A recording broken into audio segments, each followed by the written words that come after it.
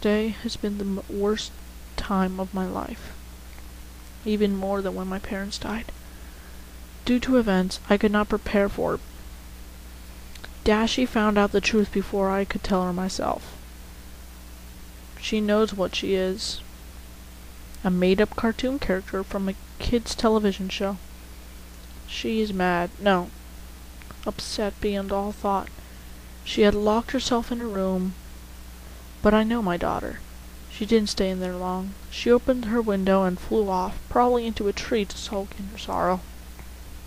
I am a monster. I should have told her sooner. I just wasn't sure when it would be the right time. Now we are both suffering from my carelessness. I thought getting cable would be a good thing. Give her some more shows to watch. But what I didn't realize is that we got the hub station. I wasn't even aware it was still up.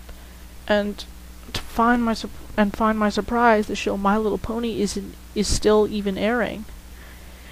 It had stopped at 8 seasons, but still, it was repeated. I remember I walked in from home with some groceries, set them in the kitchen, and walked into the living room.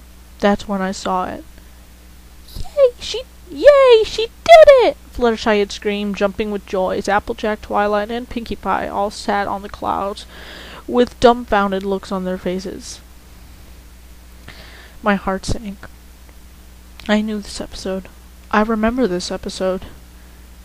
Even after seeing nothing for 12 years, I still remember that damn episode. In that episode, Rainbow Dash performs the Sonic Rainbow, much how like my Dashie did years ago. At the time, I was still holding my keys, and I dropped them. They clanged on the wood floor. If she didn't know I was home before, she knew now. How long? Dashie asked me, no emotion in her voice. How long have you known about this? Dashie turned to look at me. She had been crying, and her mane was in even worse shape than normal. How long have you known about this? I couldn't help it. A tear ran down my cheek as she yelled at me.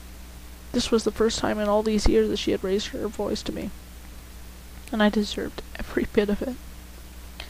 So I sat down, turned off the television, and told her everything. I told her about the show, about finding her, and answering any other questions she had for me. There were a lot. Most of them stemmed from the show, to which I simply told her what I truly believed.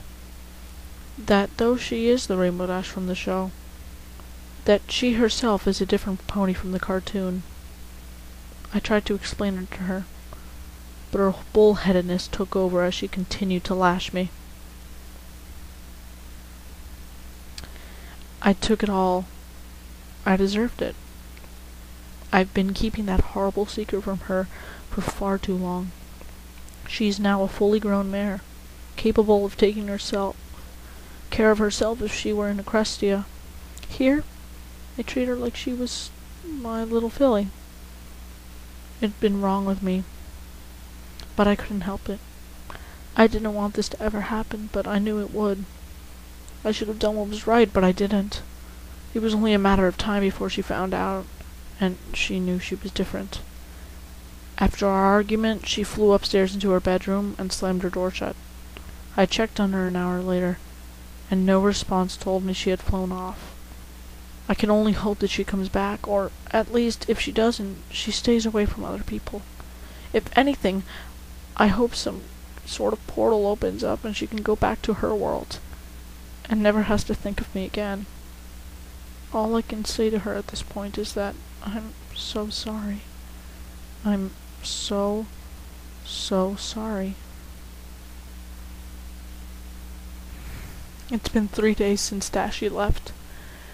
The night of her departure, I did something I haven't done in a long time.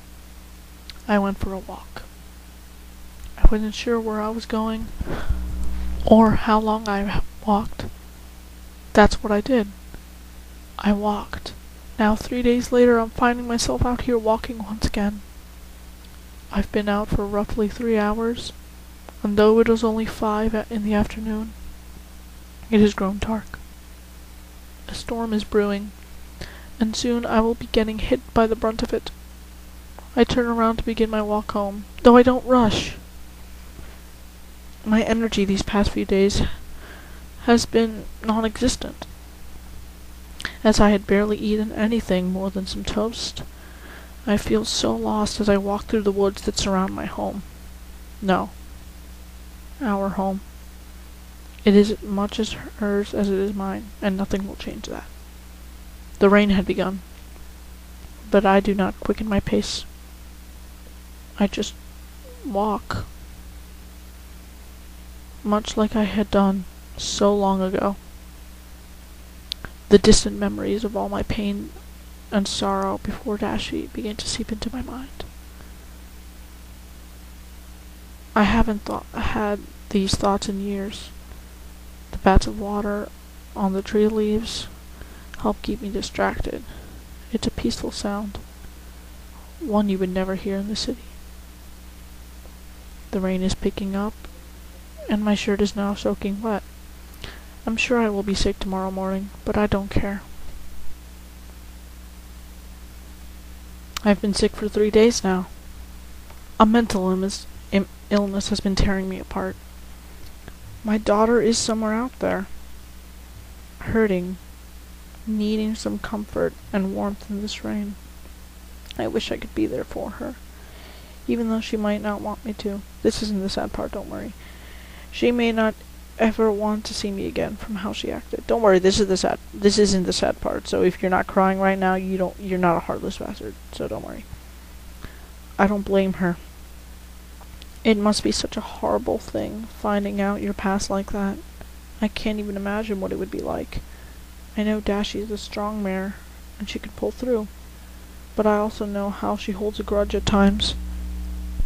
I'm not sure that even if she does come back, she would ever forgive me, or more importantly, if I could ever forgive myself. It's now pouring out here. The tree canopies are barely holding back any of that torrential rain as I'm hammered by the water droplets. I stop to look around, and finding my bearings to return home, I'm not lost. Most of this area is easy to traverse once you get used to it. It's just I'm looking for Dashie.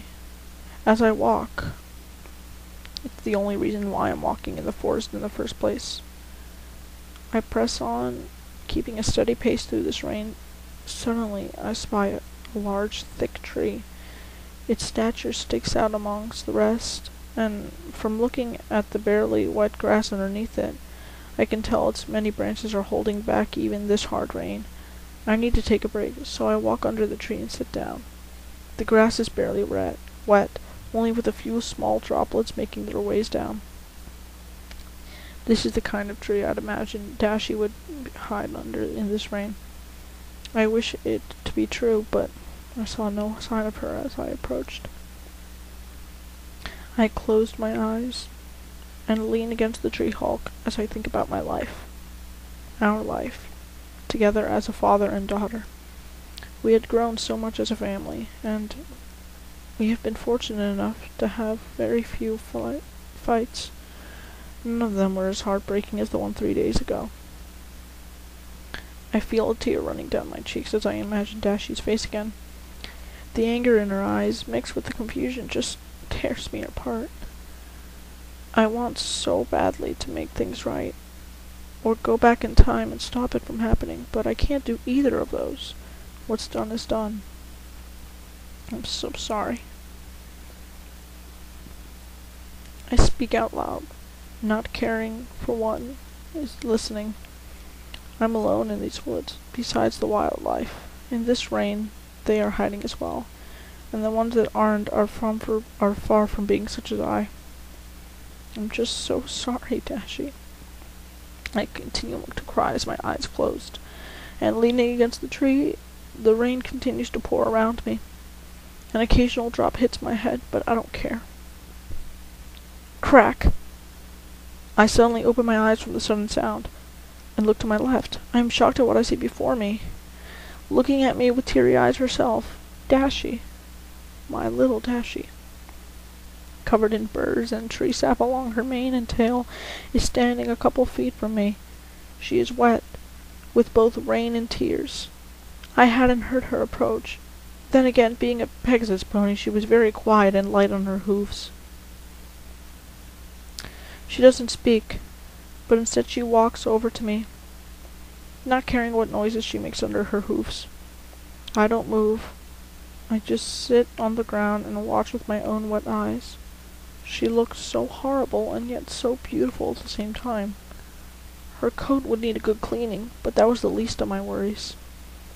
Without a word, she sits next to me, not making eye contact as she looks off into the woods. I can only look at her, wishing to hug her tightly and never let her go again, but I hold back, knowing that it would be too sudden. Finally, she is the first to speak. I hurt you. Her voice then got quiet and she whispers, "And I'm sorry too." I simply smile through my tears. Her stubborn attitude was still showing, as she always had difficulties apologizing. Dashie, you have nothing to be sorry about. It's my fault. Simple as that. It seems my point doesn't get across, as she finally looks to me with a sorrowful face. Dad, do you still love me? Now is the time I act. Oh my god. I reach over and grab her, holding her in a tight hug. Of course, Dashie, I've always loved you. I still love you, no matter what. Not even a small fight such as ours could ever change that. She returns the hug. As we sit there and cry together, we continue to apologize, me for the truth and her for raising her voice and storming out.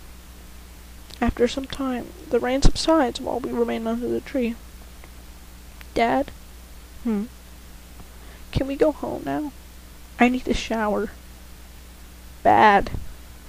I let out a chuckle and she laughs as I stand.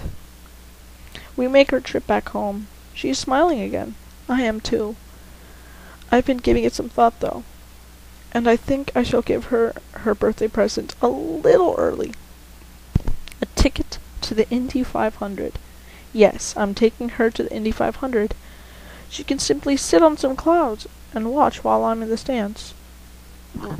I didn't even have to get her a ticket. But she needs some sort of reminder of her visit. I'm sure she'll have a blast. And though I don't expect this to make everything right, I can only hope it cheers her up some. With some time, I'm sure she will relax and settle down about her being in a cartoon. She's smart, she's a smart mare, and knows she's real, not that made-up pony from the cartoon. I can only push her to believing that, and hope she does too. She does the same to me.